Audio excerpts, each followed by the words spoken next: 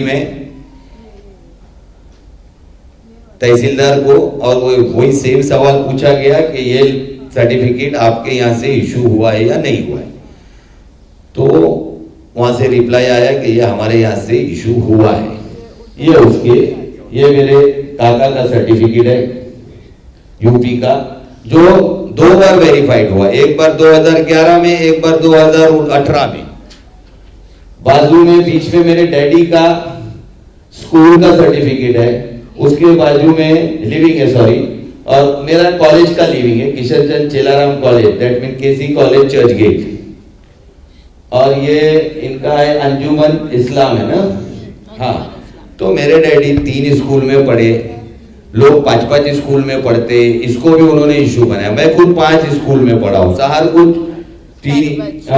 4 school में पढ़ी, तो ये 4 सर्टिफिकेट। उनको ये देखना चाहिए कि मेरे पास मैंने जो डॉक्यूमेंट दिया उसमें मैंने फॉर्जरी किया क्या, मैंने मेरे यूपी का काका के सर्टिफिकेट में कोई हेर फेर किया क्या, मेरे पिताजी के सर्टिफिकेट में पैदाइश गाजियाबाद लिखा है, मैंने उसको महाराष्ट्र किया क्या, नहीं किया, महाराष्ट्र नहीं गाजियाबाद ही लिखा है।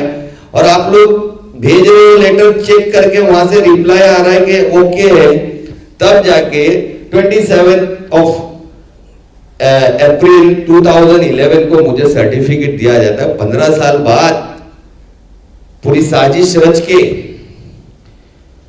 इसको एक बच्ची को डर से उसके पॉलिटिकली करियर को किस तरीके से बदनाम करके खत्म करे, इसकी साजिश रची गई। अब ये जो जावेद सिद्दीकी है, ये एनसीपी एसपी पार्टी से इलेक्शन लड़ा था, एनसीपी एपी से, सॉरी घड़ी से, और इलेक्शन हार गया। अब आपको मालूम है एनसीपी घड़ी वाली शाहजिद दादा वाली का थाना में बॉस कौन है, सभी को मालूम है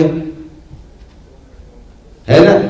तो इसके पीछे कौन है ये भी सब समझ लो कि जावेद, अगर आज हमको असदुद्दीन ओवैसी साहब बोलते कि यूनुस साहब आज आप प्रेस कॉन्फ्रेंस मत लो, तो हम नहीं लेते। क्यों? कि वो हमारे सदर है, कायद है, हमको उनकी सुनना है, हमारे पार्टी के हेड है। उसी तरीके से जावेद का भी जो हेड है वो सभी को मालूम है कौन है। आज मुमरा में एनसीपी घड़ी चलाने वाले लोगों में बहुत सारे नाम है, नजीब मुल्ला है, अजीत बाटा है, ये सब लोग एनसीपी चला रहे। तो ये एक पूरा ग्रुप मेरी बच्ची के पीछे, जावेद उसी ग्रुप का आदमी है। तो मानसिकता इनकी आप समझ लो कि किस तरीके से ये लोग कर रहे हैं। दूसरी तरफ एनसीपी एसपी, उनका एक बंदा है साजिद अंसारी, वो एलिगेशंस कर रहा है, थाना कोर्ट में गया है। वो एनसीपी एसपी का हेड कौन है ये भी सबको मालूम है, थाना में ये भी सबको पता है, किसी को छुपाने की जरूरत नहीं कि कौन है। तो कोई 2 ताकतें मेरी बेटी के पीछे लगी है, अपने लोगों के जरिए उनको काम पे लगाया है कि यहां से तुम तहसीलदार के यहां करो, तुम यहां से कोर्ट में करो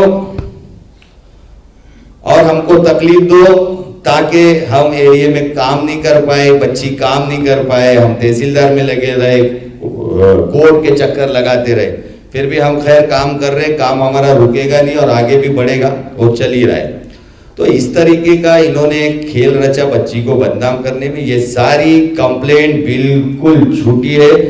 जिस तरीके से तहसीलदार ने 7-8 दिन के अंदर एक हियरिंग के अंदर फैसला उसका सुना दिया, बनावटी दस्तावेज, तुम्हारे पास डॉक्यूमेंट्स नहीं है, ये तुम्हारी गलती है, हमारे पास आज भी डॉक्यूमेंट मौजूद है सही व सिक्के के साथ में।